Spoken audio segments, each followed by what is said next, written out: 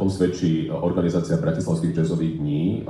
Tento rok by to mal byť 51. ročník. Hovorím zámerne, mal by byť, lebo vieme, že FPU škrtla aj dotácie pre bratislavské jazzáky. Budú na jeseň? Budú určite, ja som presvedčený vždy, že keď je zle. Ďakujem. Počúvaj, Sandokan, zvukár. V prvom rade nemusel by si byť taký atletický, keby si bol zodpovedný. A v druhom rade, nechcem ti nič hovoriť, ale aj tieto, čo si dal tu, majú len 2 čiaročky. Len ti hovorím, jak sú veci. Toto sú fakty, On ti iba závidím, na to pódium v živote nevyskočil. Stalo sa mi napríklad raz, že na nás bola vyťahnutá strelná zbraň. Aha. A vtedy nejakým spôsobom ty potrebuješ reagovať v tej situácii. A hej. čo vtedy si urobil?